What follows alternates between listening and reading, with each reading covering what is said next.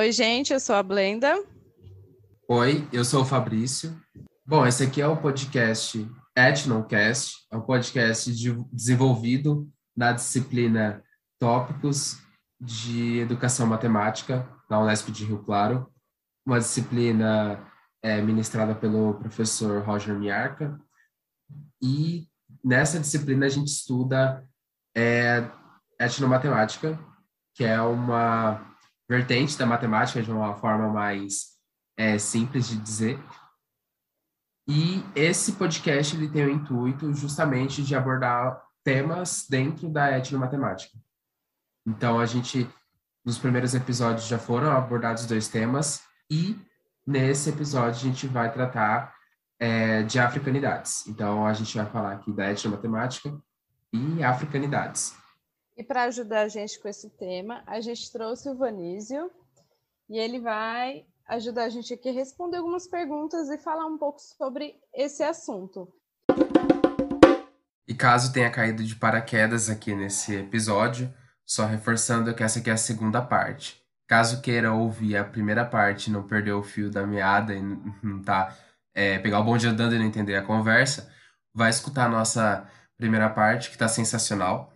E acho que é um papo muito importante, sim, por assim dizer, né? Acho que sou suspeito em falar, porque estou aqui nessa conversa, né? Participando dessa entrevista aqui com o Vanísio. Então vamos lá escutar essa parte 2, a parte 1, e depois voltem aqui para escutar a parte 2. Fechou? E aí o papo que vai continuar a partir de onde se encerrou na parte 1.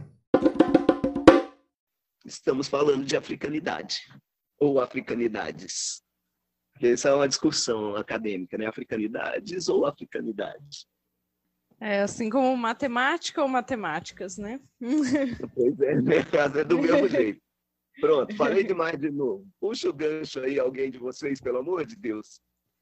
Primeiro a gente queria agradecer de você ter falado sobre o problema do trem, porque era uma coisa que a gente queria sim te perguntar, porque a gente achou muito incrível essa associação do trem com a escola de samba. E a gente queria agradecer de você ter respondido sem nem a gente perguntar, porque a gente estava ansioso por essa resposta aí sobre esse problema do trem. Nossa, sumiu o nome dele aqui. Gente, eu não posso, a idade está pegando, né?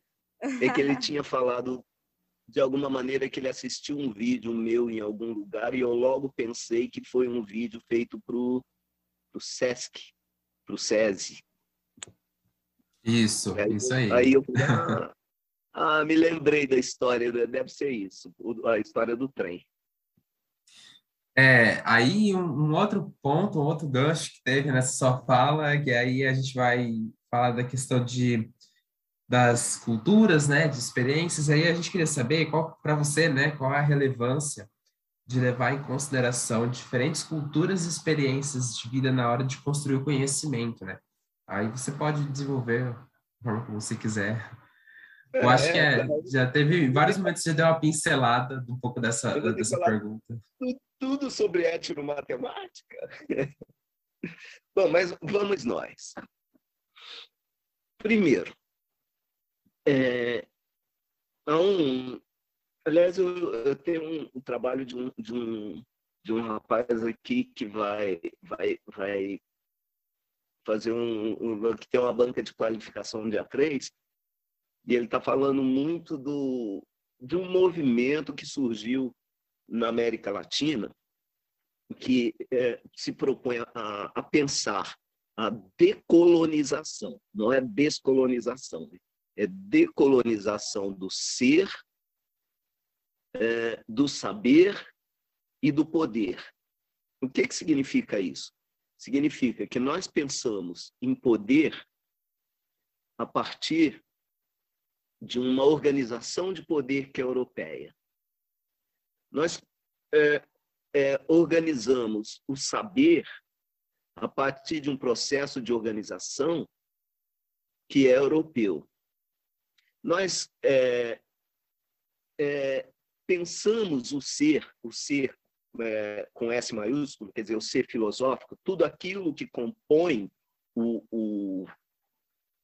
o si mesmo, né? A imagem que eu tenho de mim, ou a imagem que você tem de você, e nós pensamos esse ser a partir do europeu. E ele, aliás, um europeu branco, macho, rico e supostamente sem deficiência, né?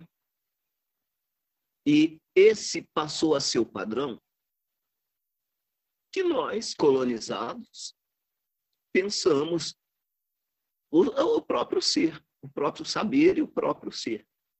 Quando você fala em... Porque isso se impõe a alunos, a pessoas que têm uma estrutura de família, que têm uma estrutura cultural fora da escola e que têm seus modos próprios de ver, de pensar e de entender o mundo. E esses modos de ver, de saber e de pensar são sistematicamente reprimidos. E um pouco do que nós falamos foi isso, reprimidos, suprimidos, como essa coisa de que você submete a toda criança negra no Brasil a entender que são só aqueles europeus, aqueles homens brancos europeus daquele período, né, que vem logo depois do iluminismo. Só esses homens são inteligentes, só esses homens praticam matemática. Então você condena as pessoas, né? Porque que imagem essa criança vai ter de si mesma?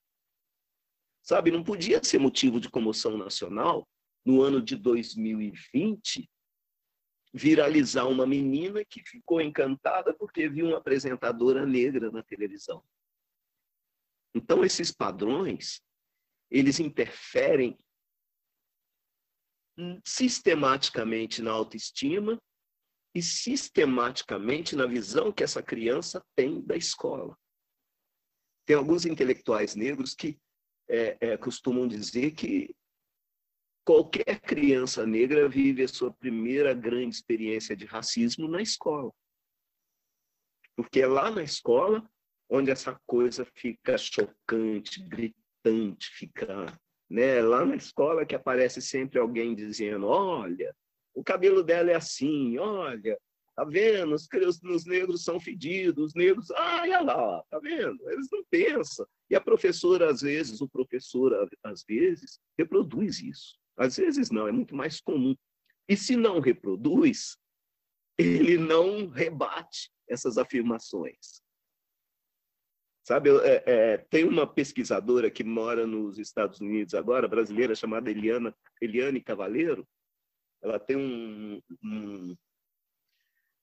foi a tese de mestrado dela e virou um livro muito interessante chamado Do Silêncio do Lar ao Silêncio Escolar, em que ela relata situações assim.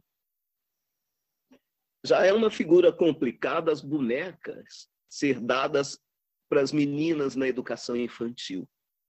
E ela visitou mais de 20 escolas de educação infantil na cidade de São Paulo, e as brinquedotecas tinham lá, em média, 80, 100 bonecas, e não tinha uma boneca negra.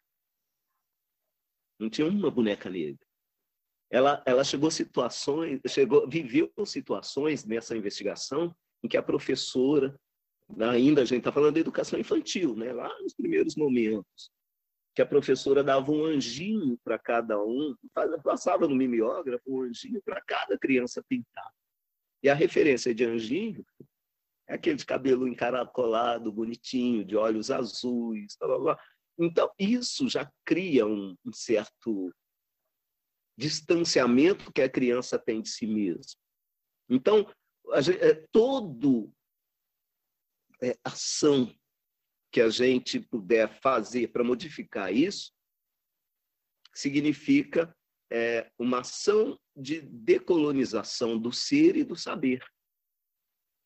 Porque você acha que os indígenas brasileiros não têm conhecimento? Os indígenas brasileiros não, mas os nativos, né? Os primeiros do Brasil, você acha que eles não têm conhecimento? Né? A gente tem vestígio de civilizações aí de brasileiras de 5, 6 mil anos. Será que eles não têm conhecimento? Essa coisa é tão gritante. E assim, eu tô ficando sério demais, eu tô começando a ficar com medo disso, está ficando um discurso muito pesado, mas na década de 80, se eu não me engano, não, acho que foi a década de 70, teve um livro que fez muito sucesso no mundo, chamado assim, Eram os Deuses Astronautas? Ele tinha uma certa interrogação assim, maldosa, né? E o que o autor do livro falava? Que toda aquela elaboração que os astecas, os maias tinham de saneamento básico, de irrigação, e pior, né, nas cordilheiras. Aí, mesmo as pirâmides. E o autor desse livro dizia, não, os índios não tinham capacidade de fazer isso. Eles foram visitados por seres extraterrestres que fizeram isso por eles. E esse discurso se estendeu para as pirâmides. Ou seja, isso é dar um atestado de incapacidade intelectual para toda aquela maravilha que os astecas, que os incas e que os maias produziram há mais de 5.000 anos atrás. Então, são processos que a gente precisa quebrar. Pelo bem da criança negra? Claro que pelo bem da criança negra. Pelo desenvolvimento da criança negra? Claro, mas pelo nosso desenvolvimento. A gente não pode chegar no ano 2020 acreditando, não, os índios não têm capacidade para fazer aquilo. Quem tem capacidade para fazer somos nós. O racionalismo cartesiano virou a régua do mundo, virou a medida do mundo. O problema é que o racionalismo cartesiano é uma coisa pensada por europeu, sistematizado por europeu, influenciado pelo pensamento cristão, né? E que virou a verdade do mundo. Tão verdade quanto o meridiano de Greenwich, que diz que o centro do mundo é a Inglaterra. Entendeste? Então, nós chamamos de ação de decolonização. O que é decolonizar? É não só resgatar, mas também os atos que nos leve a nos curar disso. Porque é um mal, é uma coisa que nos impede de crescer. Talvez por isso nós sejamos eternamente o gigante adormecido, né? Eu espero que não, que a gente acorde. Pronto. Vai lá, segue. Também segue espero que a gente acorde. Segue o REC. E olha, não é só com relação à questão racial, porque o padrão é um homem branco, rico, europeu, irracional.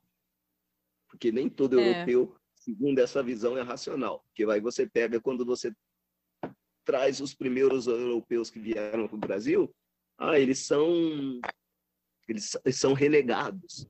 São pessoas que não queriam vir, então eles foram lá meio que forçar os primeiros portugueses, e que, para essa visão eurocêntrica, são pessoas são pessoas de segunda categoria, são degenerados. É isso. Degenerados. Então, não é só. Aí a gente acha, né? Degenerados, são os pederastas, eu estou falando dos adjetivos deles, tá? Não estou usando o simbolismo meu, mas são adjetivos que já vêm na intenção de marcar, né? É um marcador, né? É um marcador. Como é que eles dizem? Para denegrir. Denegrir. São muitos padrões que têm que ser quebrados, né? Exatamente. Na verdade, todas as questões, né? Eu não acho que tem que ser quebrado, eu acho que tem que abrir. Tem que abrir. Sabe? Sim. Minha sexualidade é minha. Cara, eu quero ser feliz do jeito que eu quero. Eu tenho o direito de ser feliz do jeito que eu quero. Ué, não é porque... A gente tem um episódio recente de um rapaz que falou aí que os problemas da engenharia brasileira estão dando vaga para as mulheres. Não vou te falar abertamente quem é, porque nós sabemos, né? Então, a questão do negro ela é gritante, ela é latente, porque nós somos metade da população e você entrar em qualquer restaurante de classe média, garçons e cozinheiros à parte, hoje você encontra algumas pessoas. Então, a gente tem gritado muito. A reprodução dos eventos pela internet ficou muito rápido, mas assim, as coisas, por exemplo, o racismo não ficou pior no Brasil, não está acontecendo mais racismo hoje do que antes. A questão é que está escancarado. E do mesmo Agora jeito, é mais visto, né? Pois é. Agora as pessoas falam, É as pessoas mostram, né? É registrado, é filmado e coisas do tipo. Bom, você acha que mata-se mulher, feminicídio é mais forte hoje do que há 40 anos atrás? Há 50 anos atrás? Que o homem matava e era absolvido porque agiu em defesa da honra? Até pouco tempo estava na lei que o marido podia bater na esposa, né? Não, é obrigação da mulher transar com o marido a hora que ele quiser. Sabe? Pois Dava direito de anular o casamento e o cara levar a filha, falar, toma sua filha de volta, levar a mulher lá e falar, toma sua filha de volta. É essa estrutura que nós precisamos quebrar. E não é quebrar no sentido de... É uma estrutura que está aí. A gente não vai destruir, mas assim, ela tem que integrar. Sabe? Não, modificar, né? Voltando aí um pouco... voltando um pouco para a questão da África, tem um ativista americano muito importante chamado Marcus Garvey, que ele arrecadou, juntou dinheiro num determinado momento, alugaram um navio, tal, levou um grupo enorme de americanos de volta para a África. Só que chega lá, você não é africano, né? Na América você não é americano porque você é preto, chega lá você não é africano porque a sua mente é americana. Então, não dá para a gente pensar numa pretolândia. A gente vai ter que viver e conviver para sempre. Não tem jeito. Ou a gente vai dividir o Brasil?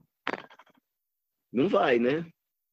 Então, a gente tem que conviver junto. E a estrutura que tem é essa. Então, essa estrutura tem que incluir dignamente. Beleza? É isso Mas mesmo. a gente está falando muito de racismo e pouco de matemática. Mas, de qualquer forma, a grande proposta da etnomatemática passa por aí, por reconhecer que o outro produz conhecimento, que não existe uma única forma de produzir, de tratar, de lidar com o conhecimento. E aí, o que acontece? Bom, a escola tem uma obrigação, ensinar matemática. Mas como é que eu vou fazer isso? Eu vou fazer com que essa matemática que tem uma estrutura própria, que tem uma forma de se trabalhar, né? Ela tem que dialogar com... Eu moro numa chácara, eu cheguei aqui, eu mudei para cá recentemente, olhando assim, falei, nossa, eu preciso fazer... Aquela cerca tá torta, tal, preciso... Essas coisas de cartesiano, né? O ângulo tá ruim, que não sei o quê. Matemáticos, né? Cartesianos. Matemáticos não, matemáticos cartesianos. Nós somos positivistas. Nós temos que entender que o ensino de matemática, os primeiros professores de matemática, depois dos jesuítas, foram os engenheiros da Politécnica. Quem inaugurou a educação escolar no Brasil foram os engenheiros da Politécnica. Os primeiros cursos de formação de professores de matemática no Brasil, eles aconteceram só na década de 50. Olha que doido isso. Nós passamos 450 anos, ou 450 anos, porque primeiro eram os jesuítas, depois os militares da escola de guerra, depois os engenheiros da Politécnica. Aí só depois disso, só depois do movimento da escola nova, é que a gente teve formação de professores de matemática. Mesmo assim, tem um livro de uma moça chamada Viviane Lovati,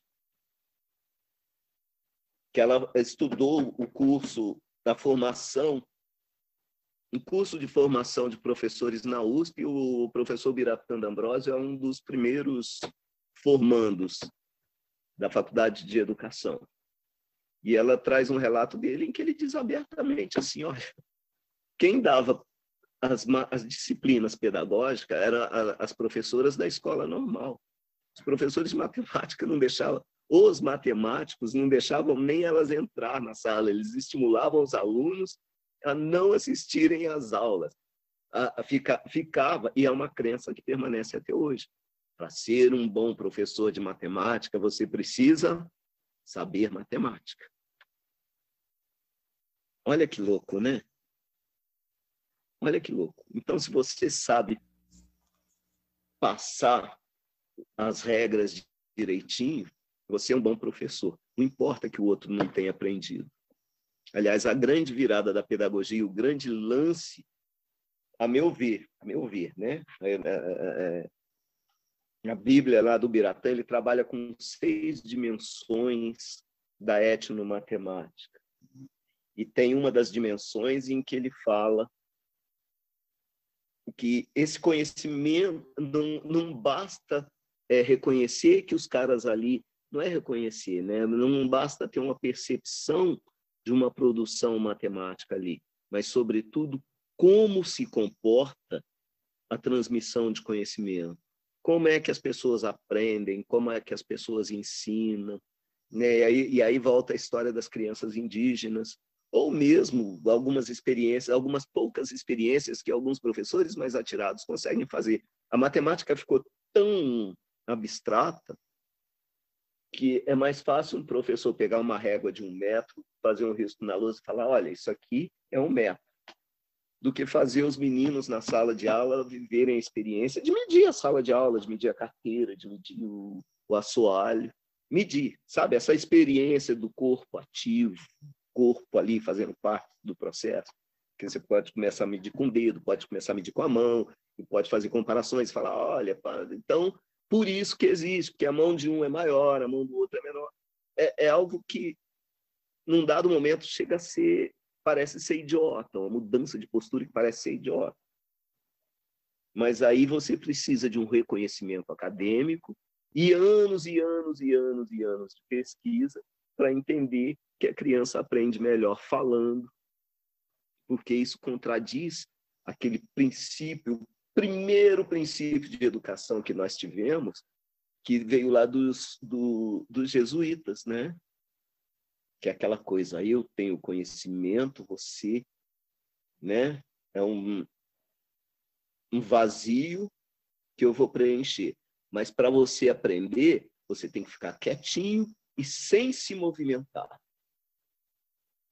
Lembra que os jesuítas trouxeram a clausura, trouxeram a cela, trouxeram a palmatória, eles trouxeram todos os instrumentos de repressão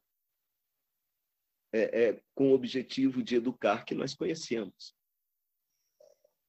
E aí, de repente, vem a etnomatemática e fala, não, mas para aí, os índios, as crianças indígenas, ela vai aprender biologia como? Ela aprende, ela sabe tudo das plantas, ela sabe tudo dos animais, mas como? Como? Chega uma época que alguém lá, o mais velho da aldeia, sai com todo mundo falando, essa planta tal, essa é de comer, essa serve para isso, para aquilo, para assado. Isso é um processo educativo. A escola precisa incorporar isso, porque ela não está ensinando para garotos alemães, que são pessoas já historicamente, de um processo cultural distinto. Né? Eles vivem no frio, eles se movimentam um pouco. Né? A gente é tropical, tanto os africanos como os indígenas, é tropical. Né? A gente precisa de se movimentar, a gente fala com o corpo.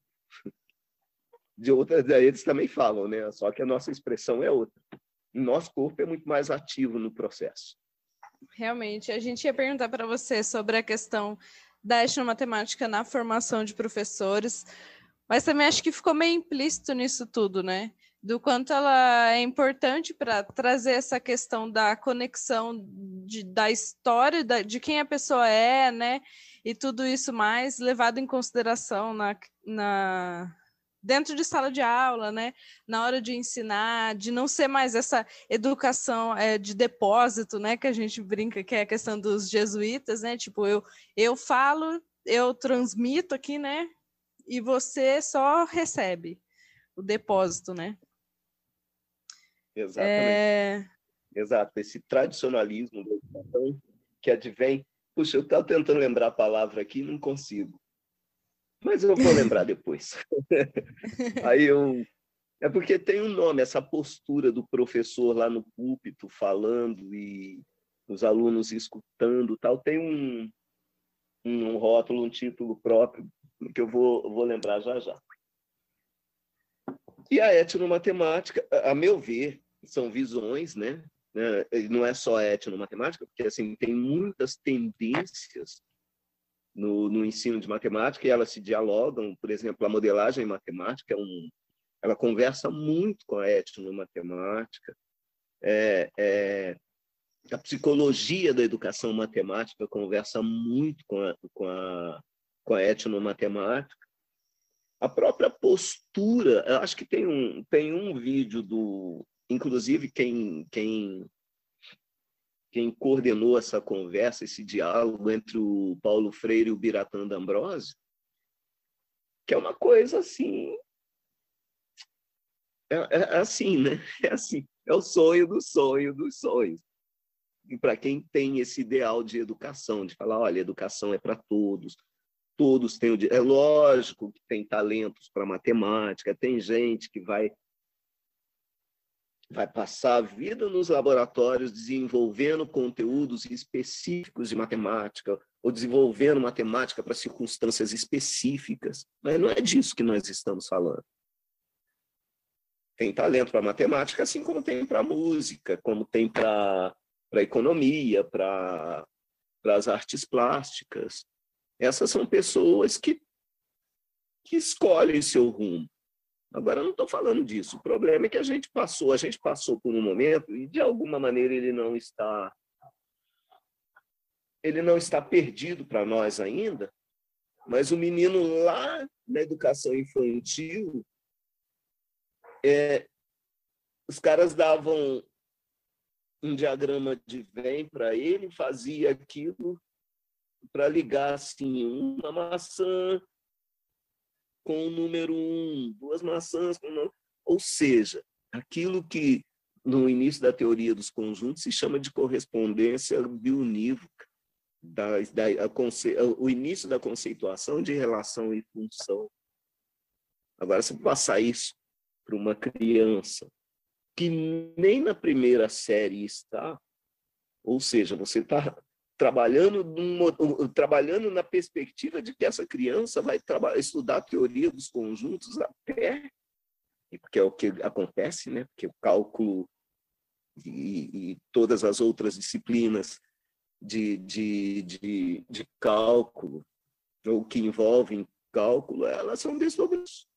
Então, você pega com um menino de 5, 6 anos e fala, você vai aprender matemática pela linguagem de matemática. Quando eu comecei a ensinar matemática, o conteúdo de quinta série, a proposta de conteúdo da quinta série, ela era quase que exclusivamente a teoria dos conjuntos, a linguagem da teoria dos conjuntos. Você não tem ideia do que era para um menino, na época era a quinta série, né?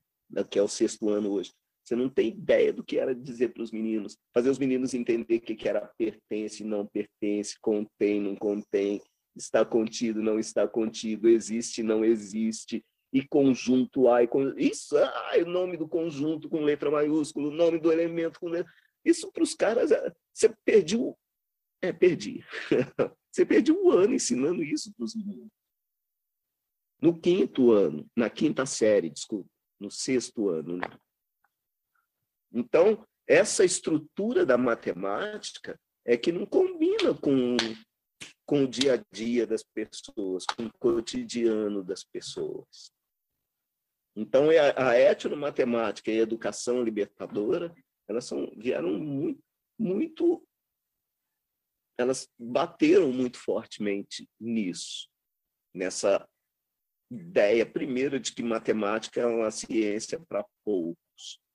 A ciência é para poucos, porque quando eu falo de matemática, eu estou pensando na teoria dos jogos. Então, é para poucos, é para quem tem talento, é para quem tem disposição para fazer aquilo e que tem maturidade para escolher, eu quero fazer aquilo. Você não pode impor isso para uma criança de 5º ano, de 4º ano.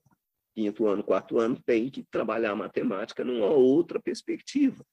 Como ela aprende? Ela chega em casa, aliás, o Piaget já falava isso, né? Só os psicólogos cegos que não veem que as crianças praticam matemática desde sempre. Quando ela está medindo lá o pedaço da bolacha dela, que é maior que é menor do que do irmão, ela está fazendo matemática. Isso tem que ir para a escola. Né? Você nunca passou por essa experiência que a sua mãe falou, divide no meio com o seu irmão. Aí o irmão mais velho sempre sai com a metade maior. Você fala, mas como assim? A metade dele é maior. Dessas crianças, olha, isso é matemática. Não é? O que tem mais para me perguntar? Senão a gente vai ficar aqui até meia-noite, porque eu gosto de falar pra caramba. Então, a gente adoraria poder ficar aqui até meia-noite para falar a verdade. Mas, por hoje, nós vamos finalizar. Nós agradecemos muito a sua participação e foi realmente muito incrível, foi muito legal. Aprender muita coisa com você, ouvir as suas experiências e o que você tem para ensinar para a gente. Foi muito legal mesmo. Muito obrigada por ter aceitado o nosso convite de estar aqui. Eu quero falar mais, não é justo. Agora que eu aqueci a língua, mas de qualquer maneira, existe algo de muito bom em dialogar com um grupo como mais jovem, isso vai me deixar muito velho, né? Mas é bem isso. Existe algo de muito interessante em dialogar, em conversar e, na verdade, eu falei, né? Foi mais um monólogo do que qualquer outra coisa. Mas é muito bom. Dá sempre uma refrigerada, uma refrescada, me ajuda a organizar o pensamento. De vez em quando eu levo umas duras e de vez em quando me fazem perceber que eu falo umas bobagens. Então, assim, tiver outra oportunidade, me chama, pelo amor de Deus. Tá bom? Foi um prazer. Um grande prazer. Um grande abraço para todos vocês. Adoraremos ter outra oportunidade para chamar você e conversar mais e mais. Gostaríamos que fosse até pessoalmente, né, para falar a verdade, mas infelizmente aí a pandemia não nos deixa, né? Pois é, e assim, eu tenho mais que 18, aí tenho que me resguardar, mas eu já estou me atirando por aí, de vez em quando eu já saio por aí para ver o mundo. Tá bom? Agora, muito obrigada, viu, Vanise, de verdade. Mande um abraço para o meu amigo Roger, ele é sempre muito gentil, muito delicado com umas coisas como essa. Vou me apresentar a pessoas como vocês. Inclusive, você foi indicação dele. É verdade. Eu imaginei que fosse. O Roger, ele é um cara legal. Pronto, ele é um cara legal. Mas muito obrigado pela oportunidade, gente. Tá bom? Tá ótimo. A gente agradece muito. Pessoal aí que estiver ouvindo, se tiver alguém da matemática que estiver indo para os próximos anos, que no nosso caso vai se formar, mas quem estiver aí ouvindo que é dos próximos anos, aproveita. Indicação do Vanísio para SEMAT, Semana de Estudos da Matemática, chama ele para ele dar a palestra. Galera ama a SEMAT, ama novas pessoas com histórias diferentes e experiências diferentes que, assim, não é tão comum para muitos no curso, né? Então, eu acho que é uma oportunidade enorme alguém aí chamar o senhor para dar uma palestra na Semana de Estudos aí.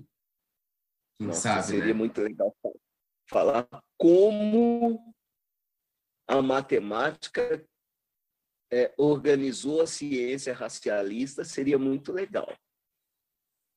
Muito legal. Mas deixa isso para lá, isso é para outro dia. Não quero... A gente tem já quero ouvir a palestra. Não foi interrogação. Tá bom? Olha, assim, dá até para fazer um aperitivo. Acho que vai sair uma publicação do CERT, que é uma professora amiga nossa, né, minha e do Roger, a Cristiane. Ela fez um curso lá na Federal de Uberlândia, e eles vão publicar o conteúdo do curso. E foi uma palestra que eu falei exatamente disso. 5 pensadores que são muito influentes na constituição da educação escolar na modernidade. 5 não, 7. E como eles estavam envolvidos, primeiro, com a questão da religião, porque a questão da religião é que orientou a pesquisa, todo o processo de pesquisa da modernidade, no que diz respeito à raça. Desde o Darwin, passando... Bom, acho que o Darwin está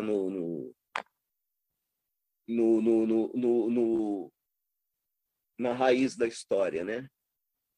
Aliás, se vocês... bom, vai sair essa publicação, mas tem uma outra publicação que eu acho que é extremamente interessante para todo mundo que estuda matemática, que é um livro chamado A Falsa Medida do Homem. Falsa Medida do Homem, Stephen Jay Gould, que vale a pena vocês lerem, viu? Vale a pena.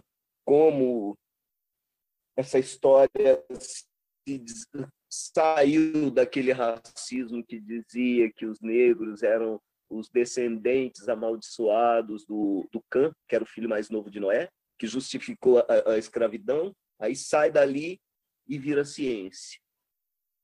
É bem interessante. Todo professor de matemática deveria ler esse livro, A Falsa Medida do Homem. Não, mas a gente agradece mais uma vez. Agora a gente vai finalizar assim de verdade, porque senão isso ia ficar muito longo. O Roger vai matar a gente. Roger, bom, por favor, não desconta a nossa nota. É o problema dele. Tá bom, gente? Foi mesmo um grande prazer conversar com vocês. Nossa. Até qualquer hora dessas. Tchau. Então, gente, esse aqui foi o nosso episódio, né, de Arte de Matemática e Africanidades, com a participação aí do Vanísio Luiz da Silva. Então, a gente gostaria de agradecer você que ouviu até aqui. Se quiser ouvir os próximos episódios, siga aí o nosso podcast, o Etnoncast. E também, se você está pelo YouTube, curte, compartilha, se inscreve no canal nosso aí, que aí vai ajudar esse... Eu tô muito youtuber, gente! A fama chegou, aqueles, até parece. Mas façam aí que a gente tá pedindo, vai ajudar muito. E é isso, gente. Claro, antes vou deixar aqui as observações, né? Que teve a produção, além de mim, Fabrício, da Blenda, da Samara, que também apareceu aí no finalzinho, e da Marina Freitas. Então, é isso, gente. Muito obrigado e até os próximos episódios aí com o pessoal.